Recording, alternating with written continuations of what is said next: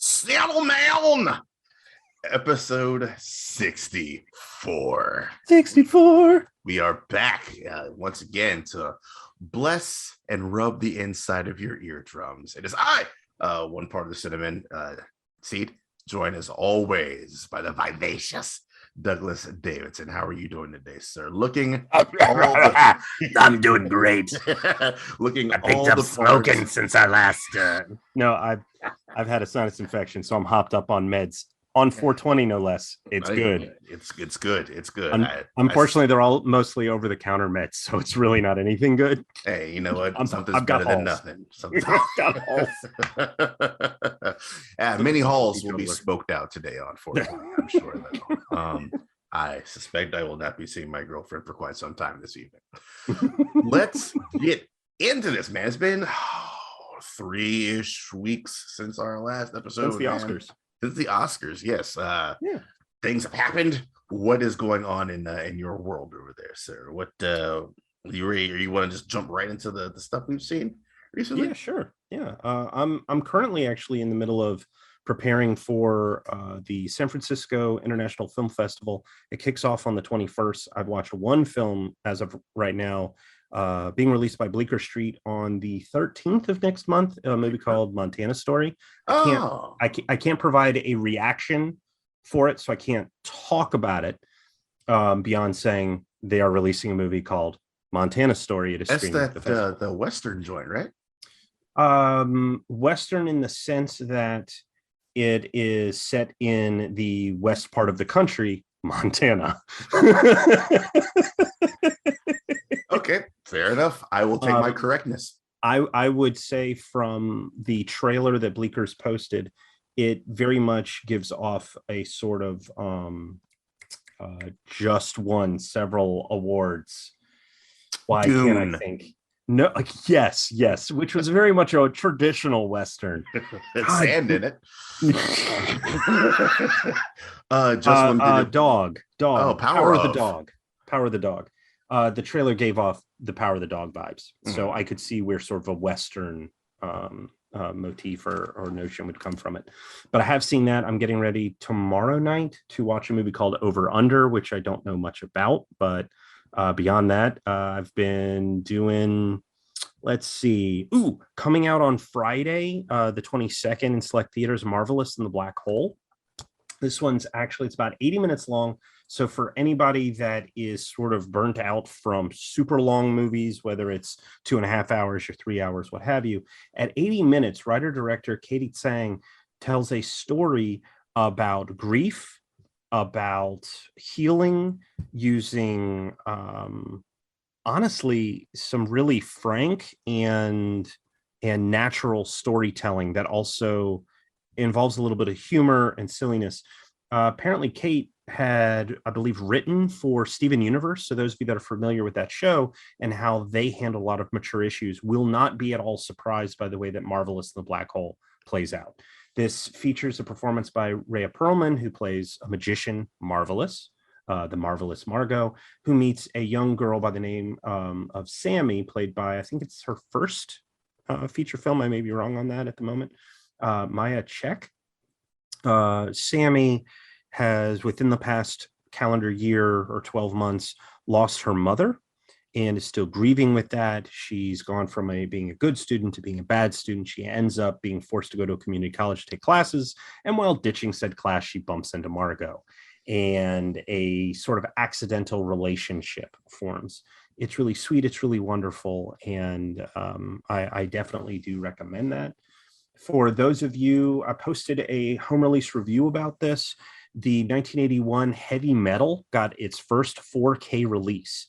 I had the fortune of watching Heavy Metal and then the misfortune of watching Heavy Metal 2000 back to back. Yeah. Because Heavy Metal 2000 is included in the Steelbook release. It's its first Blu-ray release. Heavy Metal by itself, I totally get why people were drawn to it, particularly back in the early 80s.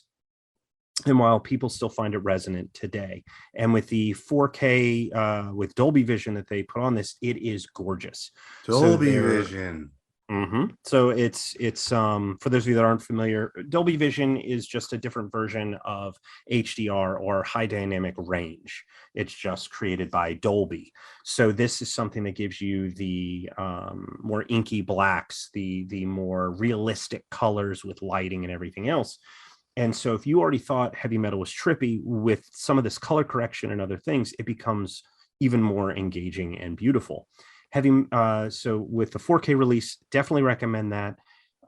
Heavy Metal 2000 Blu-ray, it's a fine Blu-ray. The reproduction does its job as you would expect on the Blu-ray. The movie's terrible. The movie is just horrible. Where heavy metal feels, even if you don't like the stories with the misogyny and the toxic masculinity and sort of the abuse of women, that runs sort of in and out of the story, some shown, some not, or implied. But it's sort of wild and crazy and fantastical, and it sort of feels naughty to be watching it at times, but in that kind of way where you almost feel like, should I be watching this? Should I not? It's kind of exciting in that way. Heavy Metal 2000 is boring as shit. It is a straightforward revenge story, and it's not even told very well. And where Heavy Metal, the original, seems very different. It's sort of very stuck in its time in the 1980s of the type of animation that it was doing, but it still feels revelatory today.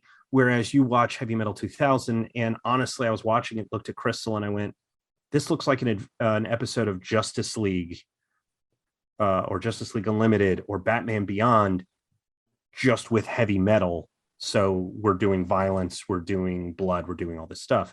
It wasn't interesting to look at. Anyway. But if you like heavy metal and you want it in 4K, getting the Steelbook, I would recommend. Not last, but The Bad Guys is also coming out. It's a DreamWorks production. It is the feature directorial debut of Pierre Perifel, and it's an adaptation of a series of kids' books graded 2 to 5. If you've seen the trailers for it, it's basically everything as an adult you would expect it to be. It's a little bit of My Fair Lady. It's a little bit of Pulp Fiction. It's a little bit of Ocean's 11. It's a little bit of Mission Impossible. It's fun. It is charming. Is it going to reinvent the wheel? Not at all. But you will have a good time with it, particularly with the cast that includes Sam Rockwell, Mark Maron, Craig Robinson, Anthony Ramos, Aquafina, Richard Ayoade, and Zazie Beetz. I mean, it's just a good cast, and they're having a good time. And then last but not least, I can finally say this. I have seen No Way Home. I have seen No Way Home. Not only have I seen No Way Home, Sony was very kind and sent me a review copy. It arrived on Monday night, Monday afternoon, the 11th, the day before it was hitting shelves. If I'd pre-ordered it from Best Buy, it probably would have shown up Saturday. But I got it on Monday before I got sick, watched it Monday night, and watched it again on Tuesday. And today, since then, I have rewatched Homecoming, his scenes in Civil War, Infinity War, Endgame, Far From Home I finished today, and I started this afternoon rewatching for a third time No Way Home. I am impressed by the way it not only puts a lovely button on the Homecoming trilogy, but also on the other two series. Mm-hmm. We may never get an Amazing Spider-Man 3, and personally, I'm okay if we don't, though Garfield was absolutely fucking adorable in this.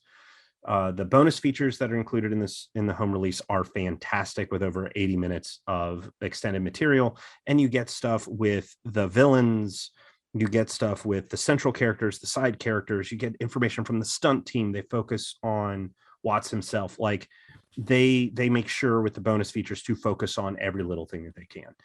And the fact that they do so much with that, I really appreciate. So it really gives you some appreciation for the work that went into it, and also explains why some of No Way Home looks as sort of false as it does, because a lot of it was blue screen, whether due to COVID or trying to keep secrets. Really sort of depends, because you can't really do the bridge scene with Doc Ock and the Green Goblin out in public, because all of a sudden everybody's going to know Alfred Molina was there. At a time, that wasn't the worst kept secret in Hollywood, like Garfield and Maguire. Right. They were trying to keep it secret. But anyway, Although I will admit, during watching it the first time, when you watch the villains fighting the three Spider-Men, I looked over at Crystal, slapped her leg, and was like, there it is. And we watched the lizard jump in midair and then get kicked backward. That's the shot in the international trailer that they left in and took out the spider people that had everybody going, these fucking lying assholes. Who the fuck is the Invisible Girl? Is that who's kicking the lizard? Fantastic Four showed up in this movie. So I can officially say I have seen Spider-Man No Way Home. I do in fact give it 2 thumbs up. I didn't like over the moon love it. I have a few small nitpicky issues with it, but I appreciate the continuity from the end of No Way Home Far From Home into No Way Home, letting you know that what happens at the end of Far From Home literally picks up at the beginning there. Didn't realize that Happy and May were breaking up right before he runs off to his date. Like, I noticed that today, that she's literally wearing the same outfit. But anyway, I see why you guys went and saw it so many times in theaters. Yeah, damn right. Been a good time. You see why we saw so many times in theaters. That shit was a rock concert in there. Loved every bit of it. Man, and it shouldn't have been. It shouldn't have been a 2.5-hour movie with 3 Spider-Men, 5 villains, and so much stuff to wrap up. It should not work. And yet that first hour and a half is so focused on Peter and getting us to the point of, spoiler alert, what happens with May. Spoiler alert, we've all seen it. Well, there may be somebody who hasn't. But with what happens with her, the fact that it's only an hour, including credits, where the other Spider-Men show up, and it's used in order to help pull Peter back. Mm-hmm. Like, everybody was going, it's not his movie. What fucking movie were you watching? It's all about servicing this Peter.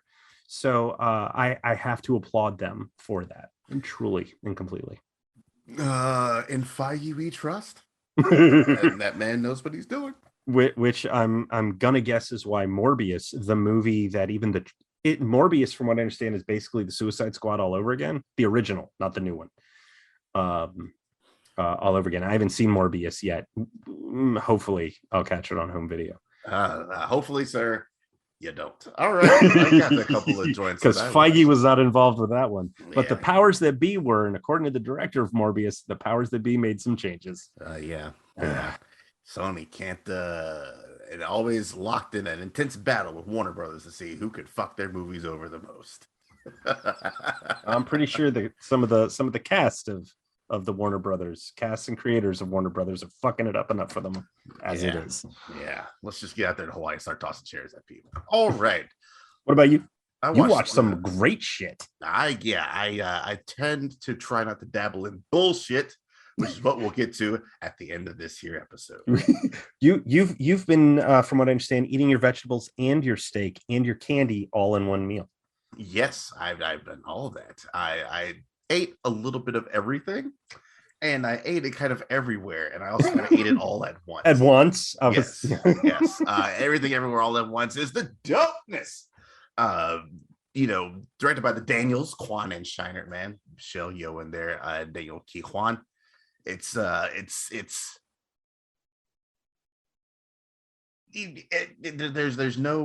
way to describe this movie.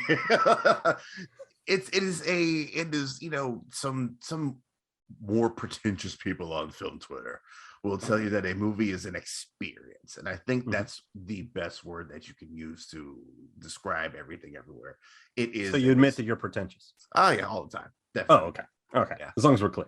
I'm pretentious, but I still know that comic book movies are good. If you're unfamiliar with what it is, it's kind of, you know what? No, the less you know about this movie, I think. A woman is trying to get her taxes done. A woman trying to get her taxes done. And that's all she's trying to do. She's trying to get her taxes done with her family. April 15th, every year is Everything Everywhere All in Once. The mad scramble to get it in on a deadline. It's going in blind. This is a faith movie. Like, just if someone tells you to go in there and watch this movie, take that person on faith and just go in there and let it wash over you. It alternates between being deadly serious, absolutely batshit screwball silly, and just utterly emotionally heart-wrenching all at the same time, especially the last like 15 minutes of the movie. All I heard was just all throughout the theater. That is in fact what I've heard. Yes, it is in fact what Leslie was. And when I forgot to warn her to take tissues with her, and she's like, "You didn't tell me." It's just a great experience. It's sci-fi, it's action, it's comedy. You get to see Michelle Yeoh doing what you expect, which is the martial arts stuff, but also having the opportunity to really flex and stretch her wings and show that she is more than just the one thing that Americans really know her for the most. You know, she's kind of branched out with like being in Star Trek Discovery as a recurring character for the last couple seasons. But here she's just straight drama, and as well as comedy. Like you don't really see a whole lot of that in the show. She might get a quippy one-liner here and there and stuff, but this is like, oh, okay. Jamie Lee Curtis is a goddamn menace in this movie. I loved seeing her in there as well. I think Stephanie Sue, Michelle Yeoh's daughter in this movie, that's the breakout for me. That's the one that was like, I want to see everything this woman has ever done. And thanks to Everything Everywhere, I will watch everything she does from here on out, man. It's just prepare to just go in with an open mind is the best way to put it. I do is just go in with an open mind, and you might be in surprise for Like your something third really eye special. type of Yes, open mind. yes. Open your googly third eye, and you too can reap the benefits of being everywhere all at once. I also saw a little joint called Duel a couple of days ago, with the girl Karen Gillan. Yes. Theo James, Aaron Paul in there as well, directed by Riley Stearns. If you're not familiar with what Duel is about, this is a science fiction-ish type movie where if you are departing this world and you have something that is fortunate enough to let you know that you have time left, you can go get a clone of yourself made. And this is more not for you, but for your family. So this clone can spend a little time with you, kind of learn your mannerisms, your likes, your dislikes, and all that kind of good stuff. So when you eventually shuffle off the coil, the clone can just kind of step in and continue to be that comforting thing to your family. Well, what happens when you were told it's horrible, you're going to die in a couple of months news, you get your clone, and then you make a miraculous recovery. Well, in those instances, they must fight each other, duel each other to the death. And that's the whole crux of this movie. We get all of that maybe in the first 25, 30 minutes. And then the rest of that, the rest of the movie is just Karen Gillan struggling with what she has to do and seeing kind of how she has impacted and revolved around people in her life, namely her mother and her boyfriend. And then seeing how this new version of her, which, there's a long enough gap to where that, oh no, you're not going to die, that she has now, the clone has now become their own personality, and they're suing for this battle because they want to stay around. And it's this interplay of back and forth. Aaron Paul is teaching her the art of killing, because this is stab. And coming from the dude who did The Art of Self-Defense, which is a silly movie in and of itself with Eisenberg. This has that same bit of tongue-in-cheek in there as well. Not Karen Gillan's best work. Acting was a little bit shoddy in there, but Aaron Paul was amazing in his couple of scenes in there. I think the direction is great. The movie is great altogether. It's bleak, man. It's real bleak. It is absolutely fucking bleak. I am so hopeful RLJE Films picked that up at a Sundance, and I'm so hoping that if they handle the home release, as they tend to do for the films that they put in theaters, I'm so hoping it comes with bonus features, because I want to explore that movie. You are to describe it as bleak, particularly with the way in which a story as complex as this ends. Excuse me. I want answers, and like I just want to hear from Riley Stearns about this. So I'm hoping that there's some good bonus features on there. I dug the shit out of that. I think it's my number 2 movie of the year right now. All right. Yeah. Yeah. Right I mean, I on. couldn't put Spider-Man. No, I'm just kidding. Um, no, but in all seriousness, I saw some of my favorite films out of Sundance this year. So still out of January, it's April 20th. We're recording this. And I freaking loved Duel. So yeah. Yeah. There you Yeah. go. There you go. Oof. Oof. Doug gives it the official Doug Two headshake. thumbs. Two thumbs. All right. And the last movie, man, fresh in the mind, I watched The Northman last night. What was my, I do believe, number two anticipated movie of the year? Uh, this movie is it's described on Wikipedia as an epic historical action drama, and it is all of that. It is a great epic revenge story. Can I It ask you a question? Yes, it is a revenge story. No. You said that. Can I ask a question? Yes, it is a Are there revenge giants? story. Are No, there giants? there are no giants. Okay. Does anyone get a sad hand job? No, no one gets it. First of all, there's no sad hand jobs in this one. I don't know. That one was pretty sad. I don't know. That That one was was pretty sad. I didn't say sandpaper. I just said sad. I said on Twitter, I think as I was going into the theater actually to watch this, I think that the Northman had the potential to be what people thought the Green Knight was going to be. Mm-hmm. And it's still not quite that. It's definitely got some more actiony elements, a lot more actiony elements than the Green Knight does. But other than there being like dudes doing dude shit, which you can even kind of argue that the Green Knight isn't that. But it's still got that kind of adventurous type tone to it, maybe a little bit. As soon as I saw in the trailer him grabbing the spear out of the air, turning around and throwing it back, I went, I want to see that. Yeah, it's quite lovely. If you're unfamiliar with what the Northman is all about, man, it's Vikings doing Viking shit, man. The king returns from war, man, hanging out with his wife and his son, doting on his son, and then the king's brother just claps him out. Snatches the wife. Rude. Yeah, rude, right? Snatches the wife. The kid manages to make their escape, and that kid grows up, vows revenge. That's probably the first 10-15 minutes of the movie. And then, hard cut into our actual, what's his name? Amleth, Alexander Skarsgård. Hard cut to Amleth, and then we're on to the races from there. It's a little bit long at 137.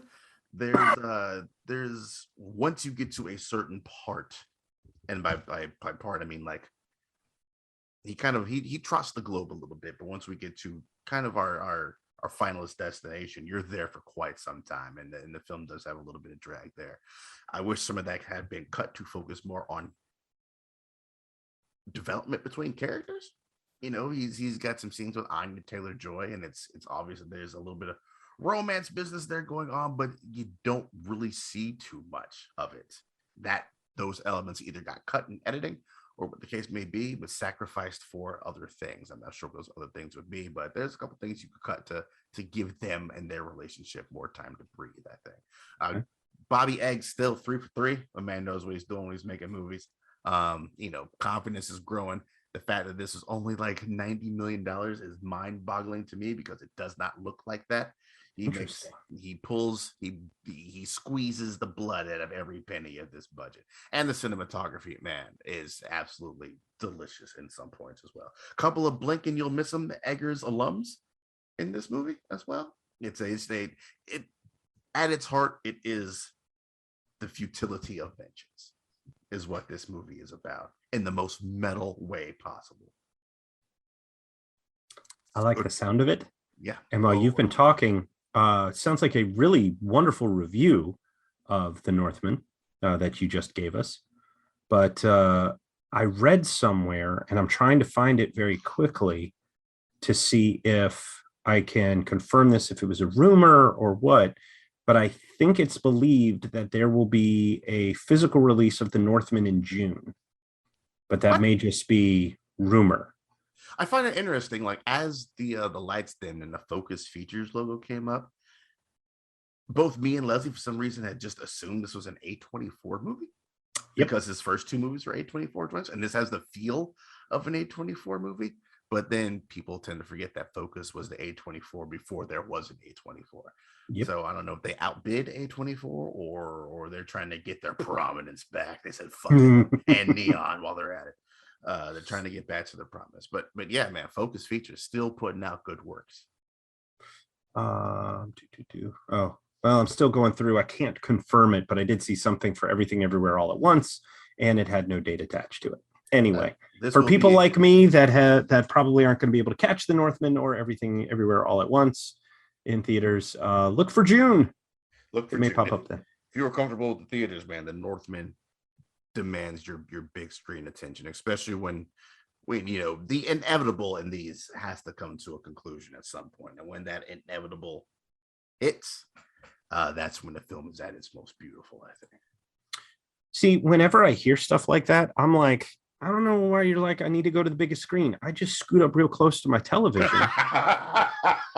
Because my mom told me my eyes are going to cross it like that. It's going to hurt your eyes. It's going to hurt your eyes. You're not here, Mom. No, I'm just kidding. Yeah, I'm just kidding. Yeah. Go ahead and check that out. And check out all the other stuff that we spent the first 30 minutes of this episode talking about. Well, I'm pretty sure that for what we're going to discuss here, I don't think we need to talk about our challenges all that much. I'm pretty sure you don't have much to say about your challenge, the epitome of cinema that it is. But I do think, there's, as we are about to get into our topic of the day, I do think that, at least in case of my choices, I don't think there's going to be too much argument. And what there will be, I'm gonna be Sir, Fifth Element is not a sequel to anything. Although after watching Heavy Metal, I suddenly was like, oh, that's where the Fifth Element vibe came from. Anyway, my three choices for these are at the end of the day like three obvious ass choices. So's one of mine, and it's going to piss people off. Oh Lord. So just because gotta do it today, we are talking about sequels. And so just to name a few sequels, the decision was that we would talk about not sequels in a franchise. So in the sense of if we couldn't talk about Fast 4, it would have to be Too Fast, Too Furious.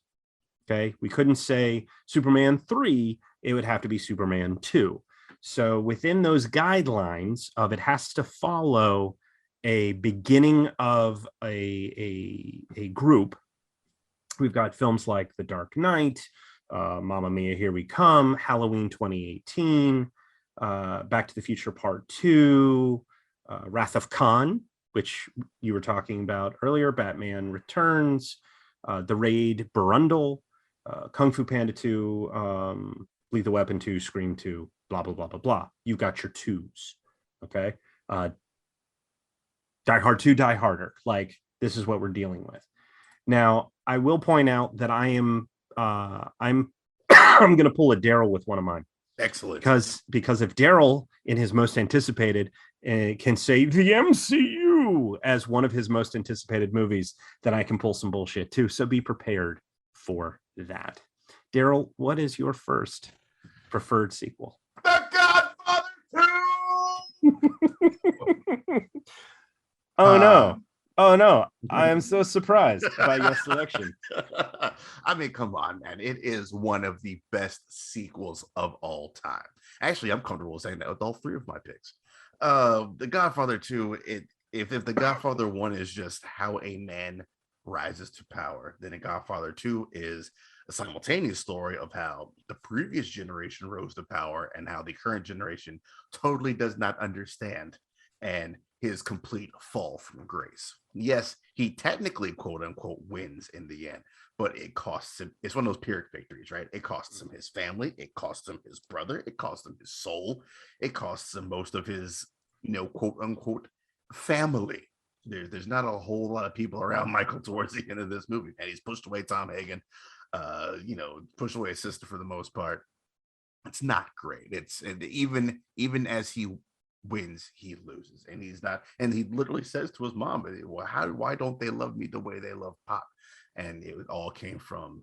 If you want a documentary on how not to lead people, go watch The Godfather 2. Well, actually, if you want a documentary on how to lead people, go watch Godfather 2 and see how Bobby De Niro's Vito Corleone does it. He does it with kindness, with respect, by earning loyalty, not by fear and by, war tactics, which is what Mike uses, which kind of makes sense because he was in the big war. But yeah, it is just beautifully told. Francis Ford Coppola has never been better. Got close once, but yeah, The Godfather 2, man, y'all know what it is. It somehow appears on every draft we do. It'll probably be in the best comedy draft. We'll find some way to draft it then. But it is the seminal movie for me. That's a good choice. I want to say I haven't seen part 2 since college, since undergrad specifically. So we're going on almost 20 years. Do you prefer the theatrical version or the edition where it's chronological? I prefer the theatrical joint, man. Give me some of that back and forth. I've seen the HBO cut where they interlaced Godfather 1 and 2 into one 7-hour long. Have you heard of this? Mm-mm. I forget. They have some cute name for it, but yeah, they recut Godfather 2, so it starts out and you get all of Bobby De Niro stuff, and then it rolls into all of the Godfather Part 1, and then all the Al Pacino stuff in Godfather Part 2. And there's some like maybe 15-30 minutes of extra shit that they went and edited back in, all sorts of stuff. So yeah, it's a great way to spend 7 hours on a Sunday at work. Not saying I did that work, but yeah, it's great. Never. Excuse me. Right on. Well, I want to be clear with my choices. I didn't look at it and go, which ones are the best films? I went, what are the sequels I love? I mean, and there are a lot of them. Like, if anybody knows me, knows I think this falls into best films and a film that I love. Well, of course. But I'm well aware that my choices are films that I think are fantastic for very different reasons. And so I just want to clarify that, because I'm not sure that everybody will agree with me when I name as my first sequel Cars 2. Never seen it, actually. Oh, okay. It's the one Cars movie we don't own. I've heard it's terrible, so we've never showed it to Connor. But 2010's Joseph Kosinski's Tron Legacy. Oh, yes. I fucking love that movie. From how does the Oracle phrase it? It's sort of like love, it balls to bones. That's how I feel about Tron Legacy, from every single fucking detail. Daft Punk's score is phenomenal. It is so... I wouldn't put it on when I have a migraine, but I've gone to sleep to it. You can put it on mute. Actually, no, I still wouldn't do that. Too many flashing colors. Yeah. But the score that Daft Punk has, it soothed me when I was in the hospital for several days. Like, it's that sort of relaxing and just wondrous. And the film is not action-packed.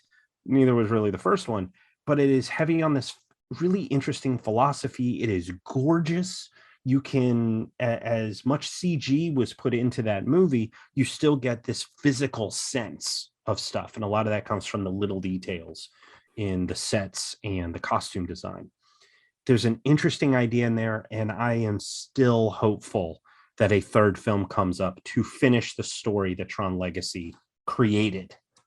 That and the fact that we get, for like a flash in the pan, what's his name? He played Scarecrow in Cillian Murphy. Yeah, he plays the son, Edward Dillinger, of the previous bad guy, and he's there for a cup of coffee and then leaves. But why was he there? Yeah. Why stunt cast that role? Yeah, I thought that if was not weird. To do something else. So, Michael Sheen is incredible. Behold the son of our maker. Like, he is there's many wonderful moments. You mean David Bowie? I mean Michael Sheen. But there's just so many wonderful scenes and moments, both big and small.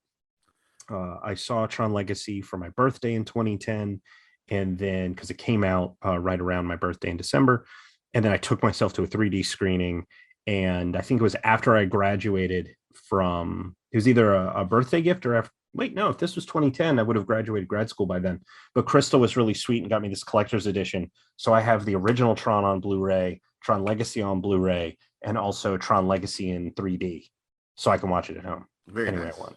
Very nice. Yeah. So Also, one of my favorite father and son movies. that would be a fun topic for June. Yeah. You know what? I can tell you right now, Tron Legacy, Field of Dreams. Those are two of my three right there. All right. Speaking of number two, man, number two for me. Surprise to nobody yet again. The Dark Godfather Knight. Part 2. Not going with The Dark Knight, man. A continuation to Nolan's Batman Begins, man. Y'all know what it is. We get the Joker. We get Lucius Fox really kind of stepping it up, man. It's just going bigger, as Hollywood tends to do in sequels, but not really, but making the scope appropriate. Like, sequels are usually, we got to go bigger, and it's just a glut of more explosions and more nonsense. This is a natural progression as far as your theatrics have brought more theatrics to Gotham, right? That's always been kind of the argument of Batman. If there was no Batman, would you have Joker or Riddler or Scarecrow or all these people? It's still the best Batman movie there is. It's just the pacing to me is perfect. It's rarely slow, and even in these slower moments, you're still getting good development between like Bruce and Rachel and all that going on. You get Harvey Dent in there. Sorry. There has never been a time since 2008 if I hear someone say the name Rachel, in my head I go Rachel, and it's Pavlovian to me at this point. But yeah, the weakest part of that movie is the Two-Face turn. It seems kind of ham-fisted in at the end because, according to Chris Nolan, it was ham-fisted at the end. He was going to save him for the turn in part 3, and I don't know why, but something got the better of him and he decided to do it. He's gonna save the Heath Ledger and the Joker and Two-Face stuff for part 3, and something told him to do it now. And I'm glad we did do it now. Two-Face is my favorite Batman villain, and it is great that he got to be in the best Batman movie there is. Aaron Eckhart did a pretty good job. Maggie Gyllenhaal being replaced out for Katie Holmes. She brought the weight. Katie Holmes being placed out for Maggie Gyllenhaal. There you go. Yeah. Thank you. Wait. Maggie Gyllenhaal replaced Katie Holmes. Something in the way you're phrasing it, my brain's like, that sounds backwards. And she gives that character a little more respectability and a little more of a harder edge than Katie Holmes' kind of softness in that first Batman movie, where Maggie Gyllenhaal was like, motherfucker, we're going up against Gotham's worst. We gotta be Ben and Nails. And that's what Maggie Gyllenhaal was. It's all great, man. It's all great. And it gave us, the quote we've been saying since 2008. You live to be a hero, or you die, or you live long enough to see yourself become the villain. There we go. People use it in all sorts of contexts. It's classic Nolan, classic Batman. Much better than others. What's your second? No time travel. There's no time travel in this movie. No, none at all. That's a great selection. I am looking forward to your Nolan retrospective. That movie came out while I was in graduate school in DC. Crystal got to take part in the ARG that was going on. A lot of the games and everything else. I got to use some of those in some of my graduate school papers and psychology class. But I never got to participate in it. And she did. She was running around the mall with other people taking photos, trying to piece together this ransom note that the Joker was doing. And there's all sorts of crazy shit. And that movie is phenomenal. First movie I've ever owned on Blu-ray. Owned it on Blu-ray before I had a Blu-ray player. I have no idea. I owned my first DVD before I had a DVD player. I have no idea. I had a 4K before I had a 4K player. Now I think about it, but I have no idea what my first Blu-ray was.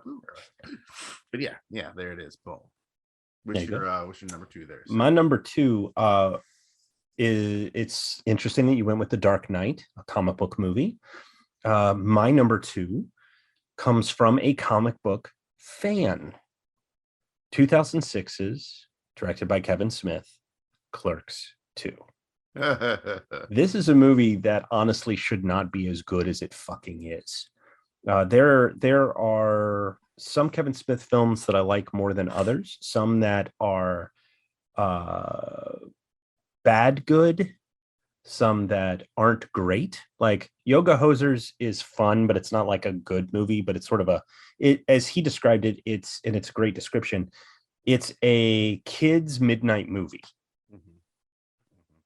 It's not an adult's midnight movie. It's a kid's midnight movie. It's very stupid.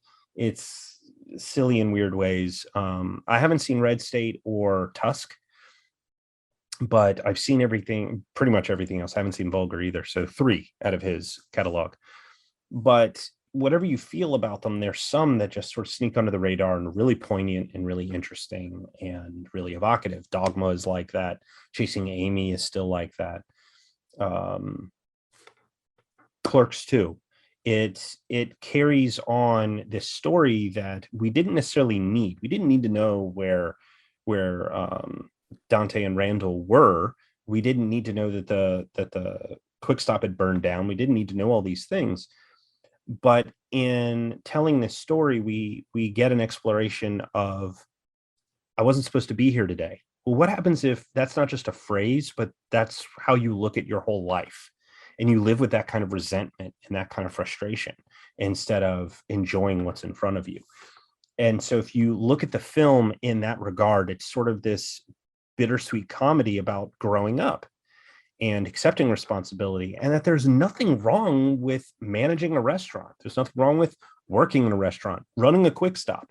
If you get to spend your time with your friends and your family and you're doing something you enjoy, gives a fuck what it is, which is honestly advice I would be better to internalize myself when I think about my writing and how much time I spend with it.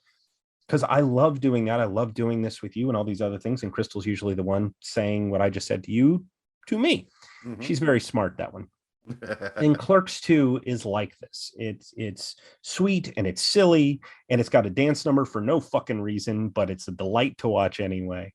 And, you know, it's got interspecies erotica, fucko. So, I mean, what else do you need? Interspecies, I've hung out with that guy before.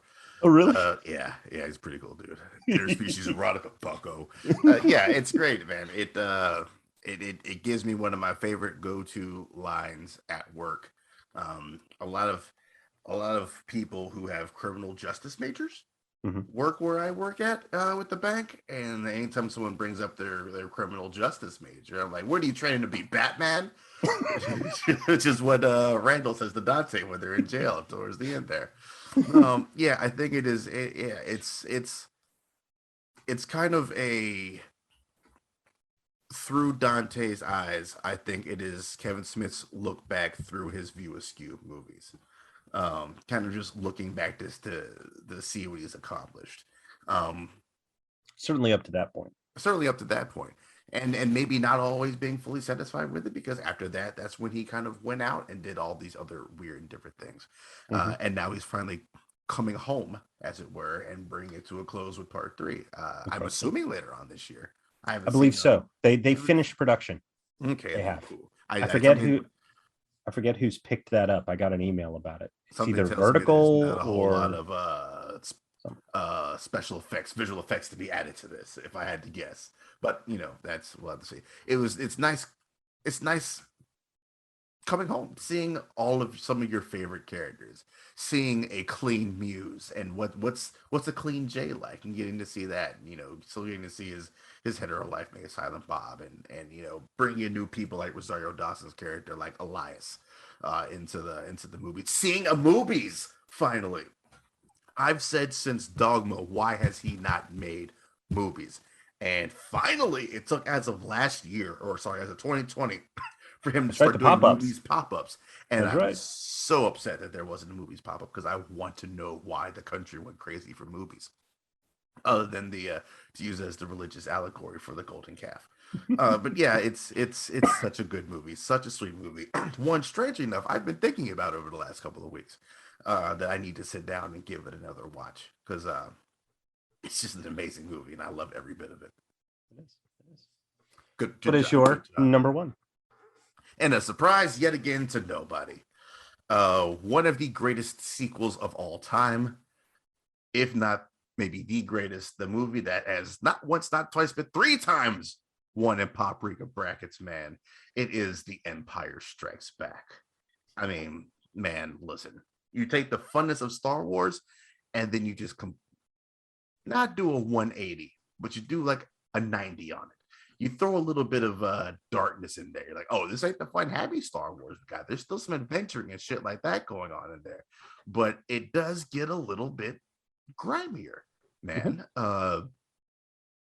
It expands the world. We get new locations, as we always do in Star Wars. It took years for me to realize that the 3-act play in Star Wars is just 3 different planets or planetoids. I don't know why I never caught that in the first place. But yeah, it's bringing all of our old characters back, giving them more depth. Han Solo is my favorite fictional character of all time, and this is his movie to shine. His movie and the Millennium Falcon's movie to shine. I truly believe that. Lando, man, is a great addition. Boba Fett obviously made people go nuts. We thought Vader was the big bad, and we realized that he's just a guy as like middle management, and that Emperor Palpatine busts up in there, and he's like, oh shit, well even the baddest bad guy has a boss. So it's interesting to. There's people I know my age that were Jedi fans, and as they grew up, they became Empire fans for some reason. Like, as I'm not sure if just tastes mature or they just gravitated to the more darker of those 2 movies. Because Return of the Jedi falls a little more in lines of Star Wars with the lighter tone, I think. Of course, like I said in Clerks, Empire's got the down endings, man. This is kind of a dour movie, but yeah, it's everything about that is wonderful, man. It's still, even though it is a little bit darker, a fun fucking movie to watch. And they blow up C-3PO, which I'm always happy about. And what do you have to say on Empire, sir, as it is your last pick? No, Empire is a great film. It is a great film. I agree with you. It is dark. It is silly in the right ways.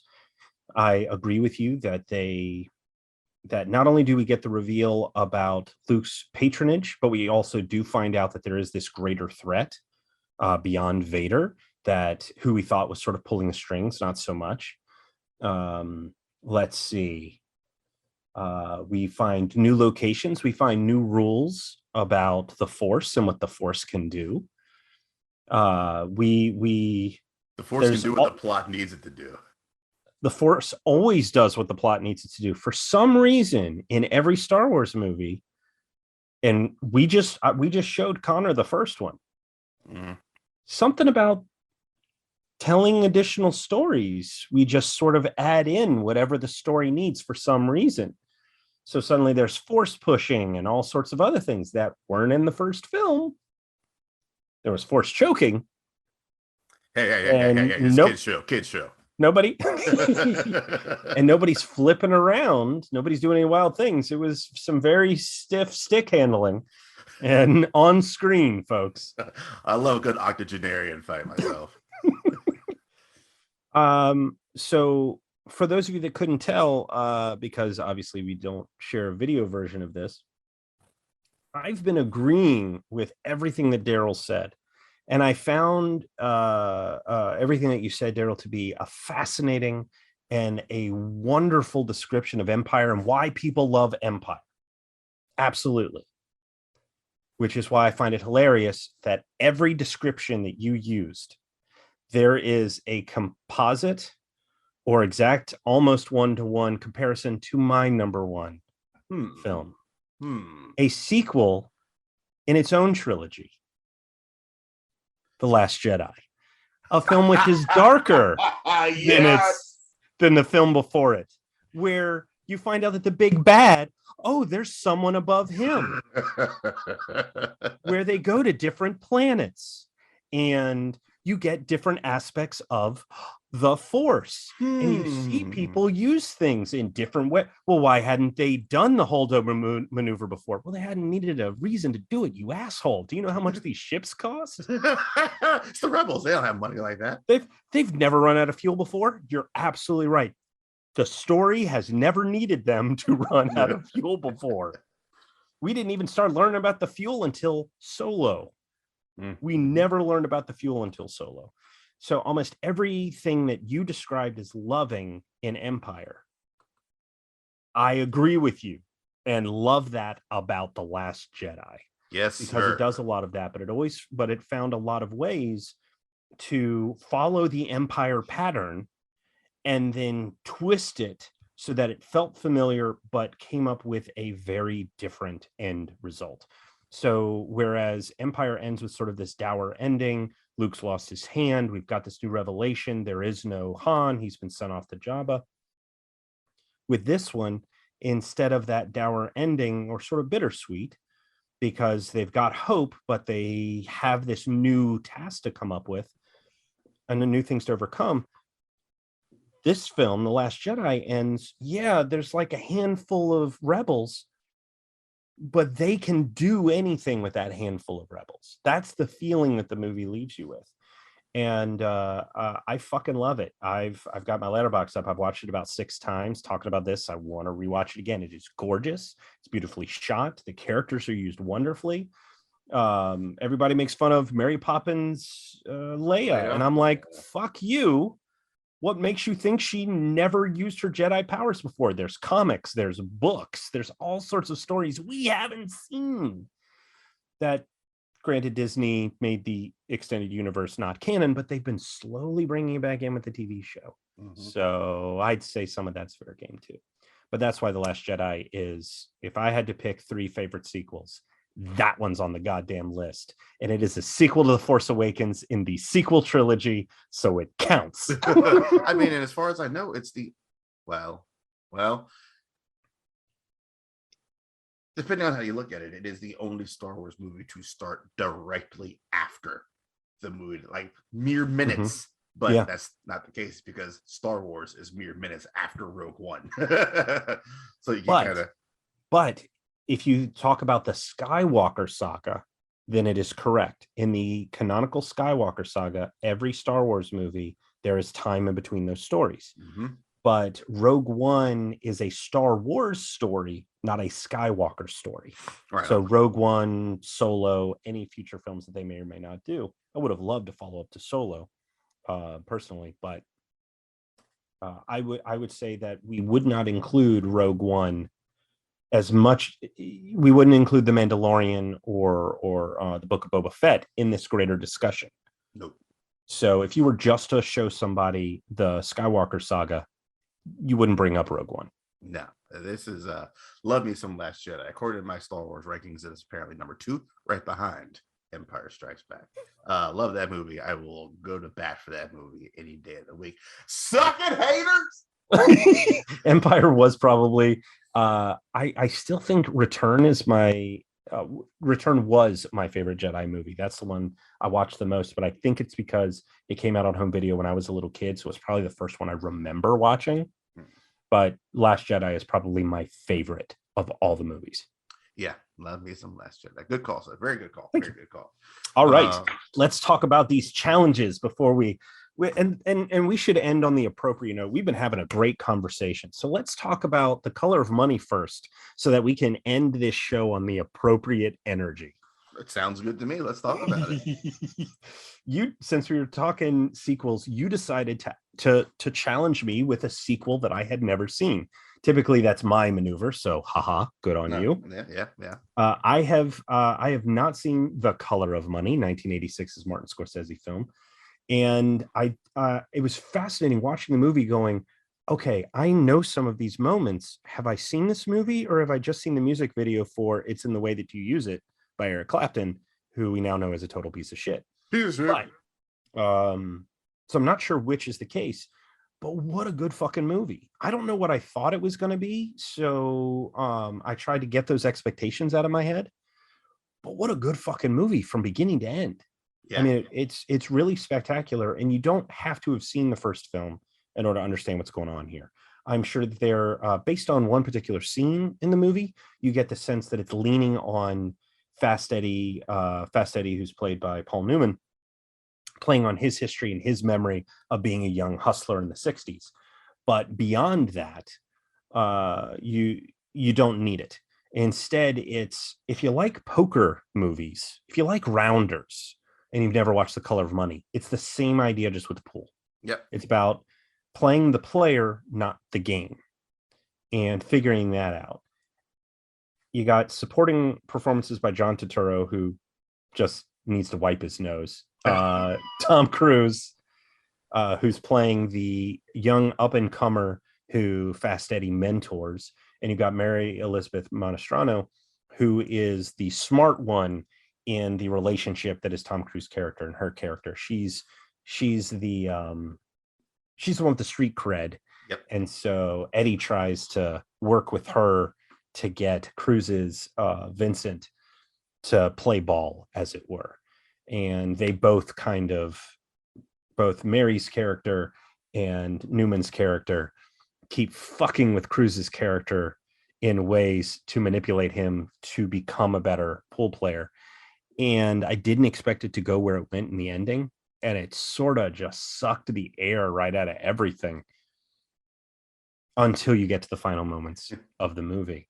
And it's really kind of awesome and sweet and great, and highly recommended. It's on Amazon Prime in the US for free. So if you've got a Prime subscription, totally check that out. Oh, there you go. I'm always a fan of generational type businesses, like the cocky young dude coming onto the scene, and there's that like old weather beaten dude that's like, I'm going to show you how it's really done good. Like, I'm always a big fan of that.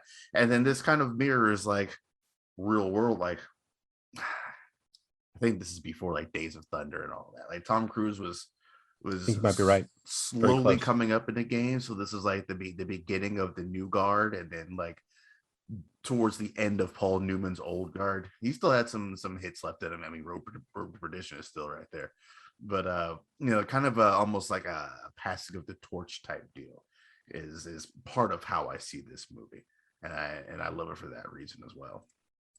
Top Gun was also 86, so this came out the same year as that, and the same year, let's see, was Legend before? Oh, Legend was 85, yeah. And Cocktail was 88. So this is in a really strong run of Cruise. Yeah, I think Risky Business should be around there somewhere too. Risky Business was before that. I mean, we've got Endless Love, Taps, The Outsiders, where he had a very minor role in Losing It.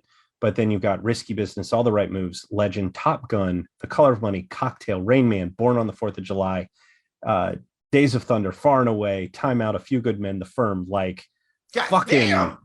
Just we didn't even get into The Firm, Interview with a Vampire, Mission Possible 1, Jerry Maguire, not sure what that one is, Eyes Wide Shut, Magnolia, MI2, Vanilla Sky. Like, yeah, that was his attempts at an Oscar. It was that little tail in air right there that never quite worked out for him. But still, I am shocked looking at Letterboxd how few films it says I have seen. So I'm gonna have to go through here and pump. Those are some rookie numbers. I need to pump up some of those. You gotta pump those numbers. I've seen these movies. I need to log them. But it's interesting because you too. I challenge you to watch a movie you'd mentioned you hadn't seen. It is a generational film where there's an up and comer who's, you know, not really sure about what's going on, and they need somebody to tell them what's going on. What did you think of this generational action film? I saw Batman and Robin, Joel Schumacher joint, as Doug cackles in glee at my consternation. I saw it in theaters, sir. I own the soundtrack, sir. I have it on 4K. Sir.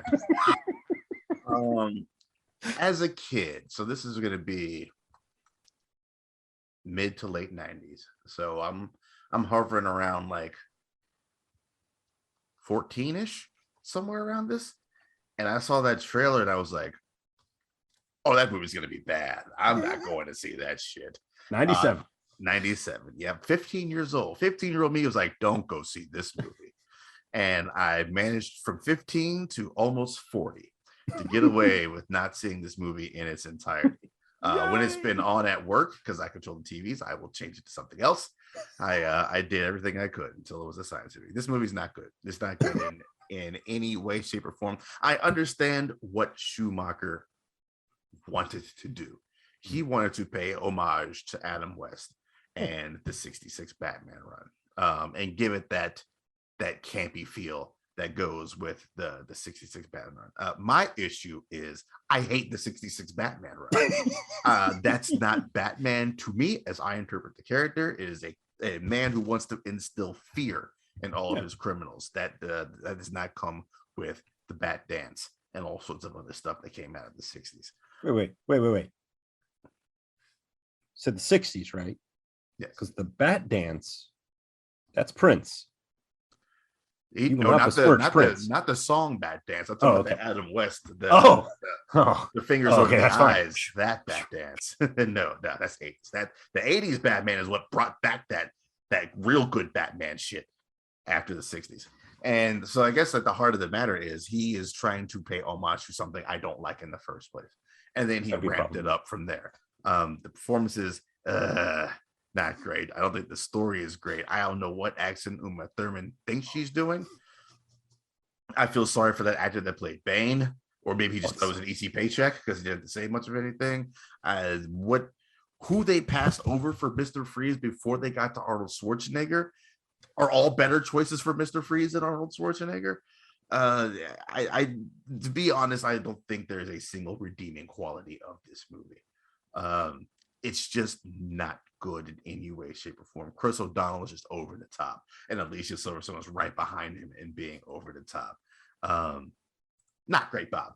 Is my overall opinion of this movie. I guarantee I will not watch this again for the rest of my life. And 12% on Rotten Tomatoes kind of tells you what you need to know about this movie. Further in the theory is that you have some secret vendetta against me. No, not at all. Just apparently I enjoy rotten movies. Apparently, yes. This one was an intentional. I don't think you're going to like this, but it's going to be funny to hear your reaction. So I'm going to challenge you to watch it. Oh, thanks. See, I wouldn't challenge you to watch something that I knew would cause trauma. I am not malicious in that way.